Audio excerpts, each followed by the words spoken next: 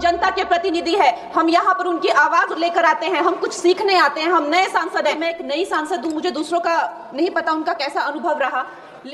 मैं तो नई नहीं हूँ, जनता की प्रतिनिधि हूँ, कलाकार तो नहीं हूँ। इसीलिए मैं भी सदन के सामने कुछ तथ्य रखना चाहती हूँ, लेकिन सिर्फ तथ्य के रूप में रखना चाहती हूँ। सदन में उनके इस बयान से माहौल पल भर में गर्म हो गया।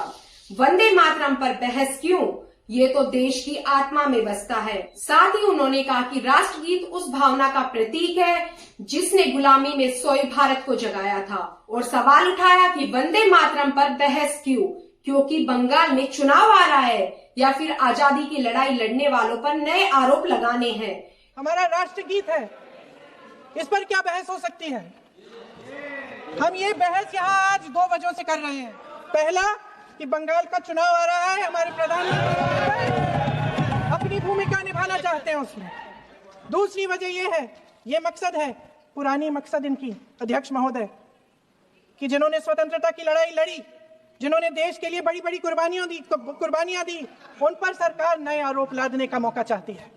प्रियंका का आरोप साफ था कि सरकार मुद्दों से ध्यान भटका रही है, और साथ ही उन्होंने बीजेपी सरकार पर हमला बोलते हुए कहा, प्रधानमंत्री मोदी का आत्मविश्वास घट रहा है, उनकी नीतियां देश को कमजोर कर रही है। प्रियंका ने दावा किया, सरकार के अपने लोग भी अब धीरे धीरे ये बात स्वीकार कर रहे हैं कि सारी सत्ता केंद्रित करना देश के हित में नहीं। मैं कलाकार नहीं, जनता की प्रतिनिधि हूँ।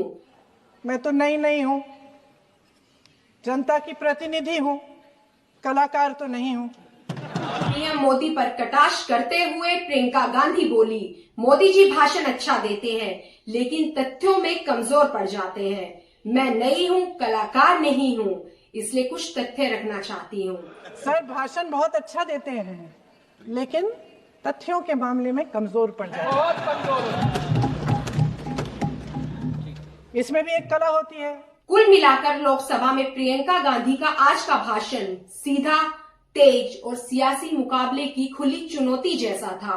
एक तरफ बीजेपी का पलटवार, दूसरी तरफ प्रियंका का आक्रामक तेवर। सियासत का तापमान बस अब और बढ़ने ही वाला है।